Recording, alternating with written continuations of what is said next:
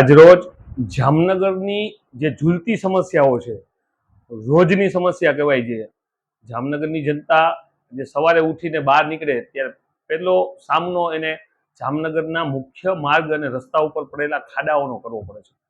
છેલ્લા 4 મહિનાથી જામનગરના મહાનગરપાલિકાના સત્તાધીશોને વારંવાર રજૂઆત, આંદોલન, ધરણા, નવતર પ્રયોગ કરીને સત્તાના નશામાંથી જગાડવાનો જામનગર કોંગ્રેસે પ્રયત્ન કર્યો છે. છતાં પણ ક્યાંક ને ક્યાંક જેમ વાત છે જામનગરની જનતાના મોઢે કે 40% કમિશન લેવા માટે થઈ અને ભ્રષ્ટાચારનો જે આ પારો વટાવ્યો છે આ લોકોએ. જામનગરની મુખ્ય સમસ્યા હોય, જામનગરના રોડ રસ્તા, જામનગરમાં આજે ખાડાનગર થઈ ગયું છે, જામનગરના જે કચરાના ઢેર પડ્યા છે, તમે જોવો તો મુખ્ય જે કચરાનો ડમ્પિંગ પોઈન્ટ છે ઘણા સમયથી બંધ છે.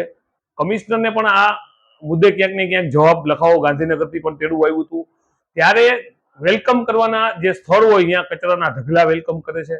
જામનગરની દુર્દશા તમે જોવો કે વરસાદ પણ ન જેવો થયો છે, પણ ક્યાંક ને ક્યાંક રોડ રસ્તામાં, પેચવર્કમાં, ભૂગર્ભમાં, કચરામાં ભ્રષ્ટાચાર કર્યો છે અને ભ્રષ્ટાચાર કરવા દીધો છે આ સત્તાધીશોએ.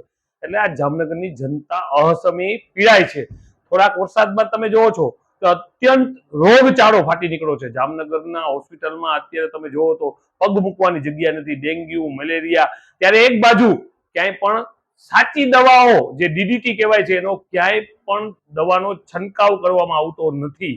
ત્યારે જામનગરની સંપૂર્ણ જનતા ત્રાહિમામ થઈ ગઈ હોય ત્યારે આજે જેમ દેશના વડાપ્રધાને કીધું હતું કે ડંકા વગાડો, થાળી વગાડો તો આ કોરોના ભાગી જશે. અમે પણ આજે એવો વિચાર આવ્યો કે આ સત્તામાં સુતેલા સત્તા અધિકારીઓએ જે ભ્રષ્ટાચાર કર્યો છે તો આજે અમે ડંકા વગાડ્યા, આજે અમે થાળી વગાડી, આજે અમે શંખ વગાડ્યો કે આ જો લોકો જો ભ્રષ્ટાચારમાંથી જાગી અને જામનગરનું કલ્યાણ કરે, જામનગરનું જનતાનું કલ્યાણ કરે, આ ઉદ્દેશ સાથે અમે ધરણા કરીને આવેદનપત્ર દેવા ગયા. તમે જોવો છો 1:30 સમય થયો છે, પણ આજે જામનગરના પ્રથમ નાગરિક એવા મેયર સાહેબને ભાજપની વાવા અને તાઇફા કરવામાં રસ છે, જનતાનું સાંભળવામાં ક્યાંય રસ નથી. આવેદનપત્ર પણ ક્યાંક ડેલીએ ચોંટાડીને અમારે આવવું પડ્યું. આ આજે પરિસ્થિતિ ઊભી થઈ છે.